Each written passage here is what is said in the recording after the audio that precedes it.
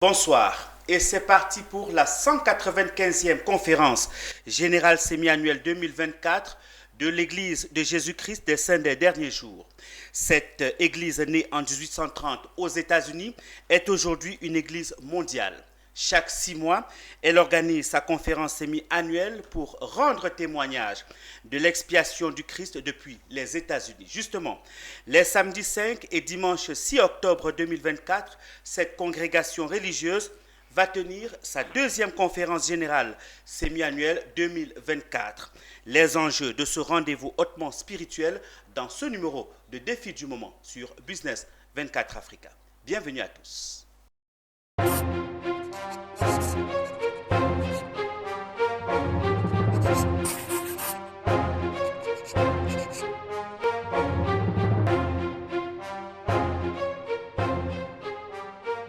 Les samedis 5 et dimanche 6 octobre 2024 à Salt Lake City, dans l'État de Utah aux États-Unis, se déroulera la deuxième conférence semi-annuelle 2024 de l'Église de Jésus-Christ des Saints des Derniers Jours.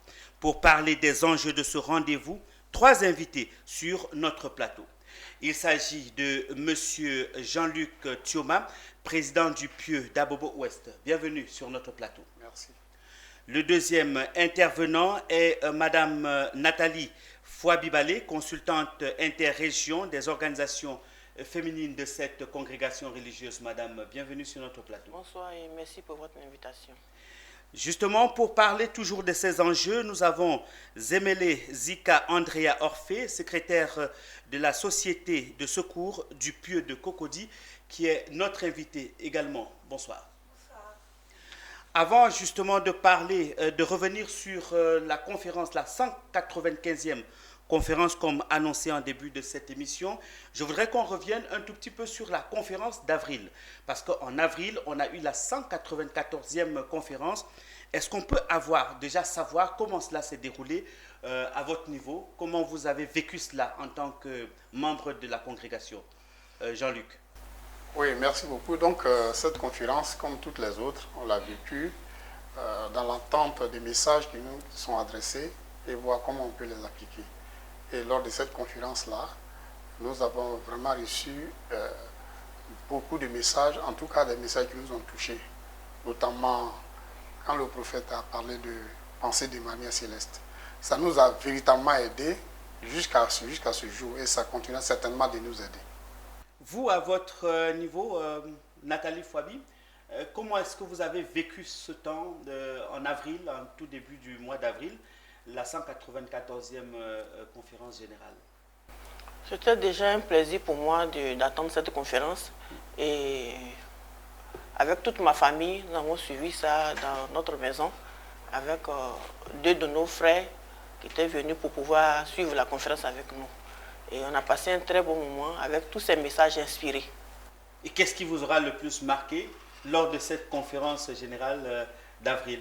Les messages d'amour qui sont portés sur les alliances, le respect de nos alliances et la jeunesse, pouvoir aider et soutenir la jeunesse et puis toujours l'amour, donner beaucoup plus d'amour autour de nous et donner plus d'amour autour de nous, aimer notre prochain et respecter nos alliances et pouvoir aller au temple, pouvoir les renouveler à chaque fois. Andrea, vous en tant que jeune, est-ce que vous avez trouvé votre compte dans cette conférence? Est-ce que les jeunes ont été impactés à votre niveau? Je dirais oui. Comme Sœur Fabi a dit, la présidente Fabi a dit, ils ont beaucoup parlé des alliances, comment faire pour garder nos alliances contractées avec notre Père Céleste. Et on nous a beaucoup invités, exhortés à aller au temple. On a aussi parlé du pouvoir que Dieu donne à tous les hommes pour agir en son nom, qu'est la prêtresse. Donc ça m'a beaucoup touchée, j'ai bien apprécié tous les discours. Et on était à la 194e conférence en avril. Maintenant, nous abordons la 195e. Ce sera les samedis 5 et les dimanches 6 octobre 2024. Qu'est-ce que vous, par exemple, vous en tant que jeune, vous attendez de cette conférence générale semi-annuelle 2024, la 195e? 15e, oui. Déjà, j'attends d'être touchée, comme d'habitude, De toute façon, à chaque fois que les messages sont adressés, je me retrouve dans les différents messages. Et donc voilà, si j'attends juste à être touchée, à être édifiée, afin que je puisse édifier aussi mon entourage. C'est un temps très particulier pour l'Église des Saints des derniers jours, l'Église de Jésus-Christ des Saints des derniers jours. Jean-Luc Thioma, comment on se prépare pour un temps pareil en tant que membre de l'Église? Est-ce qu'il y a une préparation particulière? Disons que on s'apprête à recevoir les messages de façon spirituelle. Hein.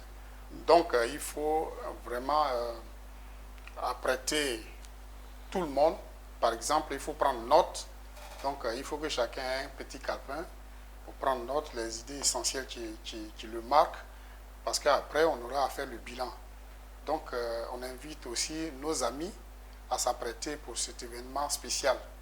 Donc, on leur donne un rendez-vous ferme dans nos maisons ou bien dans un lieu qu'on aura préparé. Voilà un peu comment on se prépare à recevoir les messages.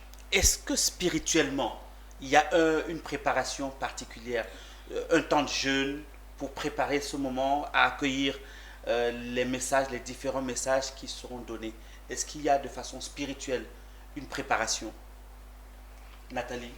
Ok, chacun essaie de se préparer comme il le veut, à sa façon. Il y en a qui jeûnent, il y en a qui prient.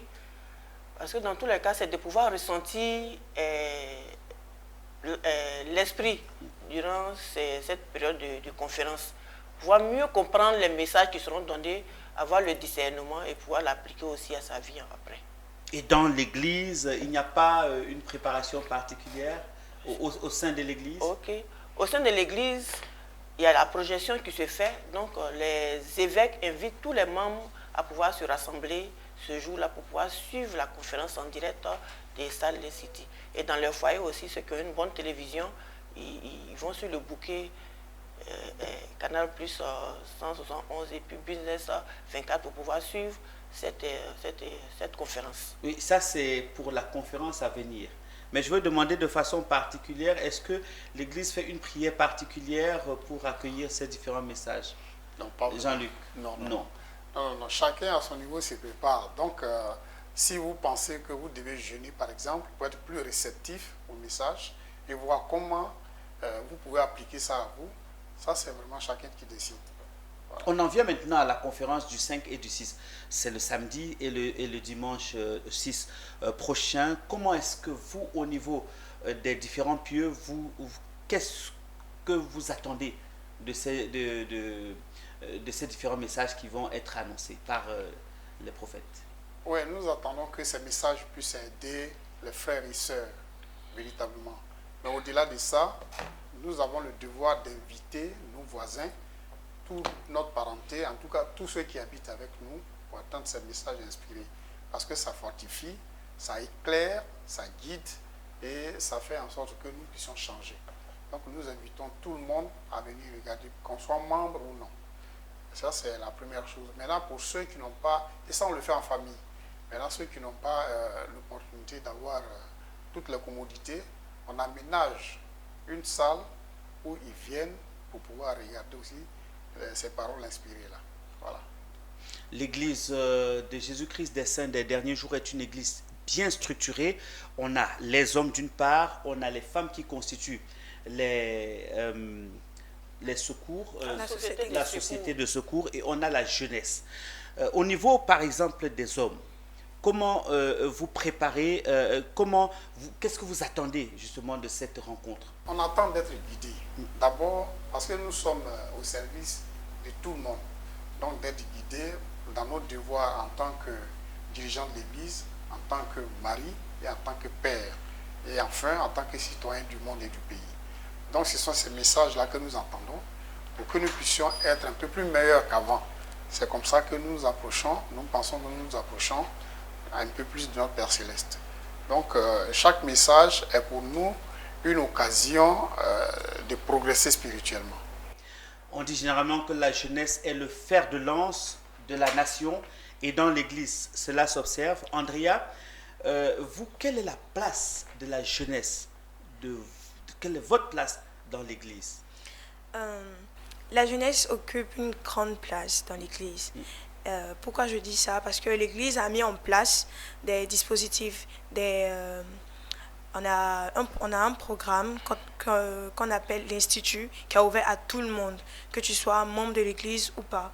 Et aussi, on a le lieu de rassemblement où là-bas, nous développons des talents tels que la couture, la coiffure, au niveau comment utiliser l'ordinateur et tout. Et au niveau de l'Institut, c'est plutôt le côté spirituel, religieux. On apprend là-bas comment mettre en pratique les différents principes que le Christ nous a enseignés durant son ministère terrestre. Vous voulez bien qu'on partage quelques expériences vécues après 194 conférences générales semi-annuelles. Peut-être je commencerai par Nathalie. Qu'est-ce que vous pouvez partager avec nous comme expérience vécue après une conférence annuelle ou bien les précédentes conférences annuelles? Bon, merci bien. Les conférences, généralement, les messages sont faits pour nous guider, nous fortifier et nous aider à devenir meilleurs. Et les messages des conférences, on les utilise généralement dans nos foyers pour instruire nos enfants. Au niveau de l'église, on se sert de ces messages aussi pour fortifier nos sœurs de la société de secours, apprendre mieux leur foyer, à s'occuper de leur mari, à pouvoir bien éduquer leurs enfants et à être toujours de bonnes épouses, à être des modèles. Parce que dans tous les cas, on veut tous devenir disciples du Christ. Donc, je pense que c'est... Entre autres cela. Écoutons Jean-Louis, Jean-Luc, peut-être qu'il a autre chose à nous partager. Oui, partagez-nous peut-être quelques expériences. Oui, bien sûr. Parce que dans cette conférence-là, je crois que c'est le prophète qui a parlé des disciples paisibles du Seigneur. C'était quelle conférence? La 194e, 193e? 14e. D'accord. 14e. Donc la conférence du mois d'avril. Oui. Okay. Je crois que c'est à cette conférence qu'il a parlé des disciples paisibles du Seigneur Jésus-Christ. Quand on parle de disciples paisibles, c'est quelqu'un qui pardonne, qui pardonne beaucoup. Et à chaque fois que je pense à ça, toutes les personnes contre qui je pourrais garder autrement, je leur pardonne tout ce qu'ils font. Voilà comment moi ça m'a aidé et ça m'aide toujours. Est-ce que vous sentez que vous êtes aujourd'hui transformé par ces différents messages que vous avez eu à suivre lors des différentes conférences annuelles, générales annuelles? Oui, bien sûr. Bien sûr, je me souviens de quelqu'un qui m'a dit, mais toi, on dirait que tu es un pasteur. J'ai dit, bon, je suis plus qu'un pasteur. Je suis disciple de Jésus-Christ. Par mon comportement, il y a d'autres, par exemple, quand j'étais évêque, qui ne connaissent pas mon nom, hein, ils ne m'appellent que évêque. Donc, un jour, quelqu'un est venu me chercher, il a dit mon nom, on dit, on ne le connaît pas. Et c'est quand il m'a vu, il a dit, mais sérieux, il fallait dire évêque. Tu as dit un nom, on ne le connaît pas, ici c'est évêque, nous on connaît. Et ça, c'est grâce au message que nous recevons et que nous essayons d'appliquer du mieux que nous pouvons. Andrea, peut-être une expérience que vous avez vécue après avoir participé à une conférence? Ok, j'aimerais bien partager l'expérience de quelqu'un. Elle n'était pas membre de l'église de base, c'était au Nigeria. Et on l'a invitée comme ça à regarder la conférence générale. Je pense que c'était la 192e conférence. Et là, le prophète... 192e? Yeah, je pense. D'accord. Et là, le prophète je pense qu'il avait parlé d'être un artisan de paix. Et la sœur, elle était vraiment touchée par le discours du prophète, quoiqu'elle n'était pas membre de l'église. Vu que quand il dit artisan de paix, il avait demandé à ce qu'on évite tout problème qui peut amener quelqu'un, c'est-à-dire un frère, un enfant de Dieu, vu que nous tous ici sur terre, nous sommes enfants de Dieu, à avoir des mésententes entre nous. Et elle a tellement aimé qu'elle a demandé, elle a insisté à ce que nous et un de nos dirigeants sur place, qu'on appelle un DMP, à venir chez elle à la maison pour l'instruire. Et comme ça, elle est devenue membre de l'église. Ah, c'est super ça. Elle est directement entrée dans l'église. Oui. Et vous également, vous avez beaucoup voyagé grâce, j'allais dire, à votre foi. Ok. En vrai, j'ai pas vraiment beaucoup voyagé, mais bon, j'étais missionnaire de l'église pendant 1 an, 6 mois. Et j'étais missionnaire de l'église au Nigeria. J'ai fait Lagos et Abuja. Et là-bas, j'ai eu l'opportunité de rencontrer des personnes, différents types de personnes, avec différentes manières de penser et de partager ma croyance avec eux. Et qu'est-ce que vous leur dites quand vous les rencontrez? Ces gens qu'on vous envoie vers eux, qu'est-ce que vous leur dites? Est-ce que ce sont ces messages que vous recevez lors des conférences générales semi-annuelles que vous leur transmettez ou c'est tout autre chose, une parole biblique? Ok, je dirais que c'est la même chose, hein. Vu que quand on parle, par exemple, on a parlé d'artisans de paix. Jésus-Christ dans la Bible nous a enseigné à être des artisans de paix. Donc ça va de paix. Et en tant que missionnaire, on invite tout le monde à venir au Christ en marchant selon la doctrine du Christ, qui est d'avoir foi en lui premièrement, qui va nous pousser à nous repentir, à vouloir changer de vie, puis aller directement au baptême, recevoir le don du Saint-Esprit et endurer jusqu'à la fin. Et je pense que c'est là la doctrine du Christ. On trouve Au donc fond. que les conférences générales vous ont vraiment beaucoup transformé et vous ont impacté, j'allais dire positivement, sur vous et dans votre vie. Et au niveau du quartier, euh, Nathalie, comment ça se passe avec les voisins, les voisines? Vous les amenez également à comprendre la parole? Merci bien. Effectivement, les voisins trouvent toujours que je suis une maman différente. Parce que bon, je me rappelle Par votre comportement. par mon comportement, ma manière de faire. Parce que généralement, ils disent que les Tini, dans ma tribu, on est beaucoup palabreux. Mais bizarrement, moi, je taquine beaucoup, je suis toujours de bonne humeur et je crois que je partage toujours l'amour autour de moi. Et ça, c'est dû aux enseignements que j'ai reçus au niveau de l'église. C'est ce qui m'a transformé. Déjà par mon papa qui était membre et ensuite mes autres frères. En tout cas, l'église nous a transformés. Et de par notre comportement, la maison est tout le temps remplie, les enfants sont toujours là, la cour est toujours remplie d'enfants. Et je pense que c'est l'amour du Christ. Donc, On va également voir l'expérience chez Jean-Luc. Jean-Luc, chez vous, comment ça se passe? Les heures de prière, vous invitez les voisins, les enfants à partager la parole avec vous? Oui, bien sûr. Une fois par semaine, à la maison, on fait ce on appelle la soirée familiale. C'est une occasion de partager les Écritures et de partager aussi les expériences. Donc nous invitons toujours des personnes. Et la plupart des gens cherchent à écouter, après ça, à écouter les missionnaires à plein temps qui sont spécialement là pour pouvoir enseigner l'évangile de Jésus-Christ. Alors, on en vient à la conférence, la 195e conférence générale semi-annuelle qui se déroulera le samedi 5 et le dimanche 6. Au programme, qu'est-ce qu'on aura concrètement? On commence par vous, Jean-Luc. Oui, donc ce samedi 5, on aura des discours qui vont être faits par les autorités qui ont été choisies par la première présidence pour pouvoir aider, pour pouvoir fortifier, pour pouvoir éclairer, pour pouvoir guider tous ceux qui vont écouter. J'ai dit tous ceux qui vont écouter, pas les membres seulement, mais tout le monde. Tous ceux qui vont écouter seront vraiment inspirés de guider et fortifier. Ça, c'est le samedi 5 de 10h à 12h. Okay. Ensuite, le dimanche, de 10h à 12h encore, ce sera les mêmes messages, mais pas les mêmes personnes. Et puis ensuite, le même dimanche, de 16h à 18h. Et ça, on peut regarder ça sur Business 24, le canal 171. Voilà. Déjà que Business 24, canal 171, nous sommes partenaires à cet événement et vous allez le suivre en direct, comme vient de le dire Jean-Luc.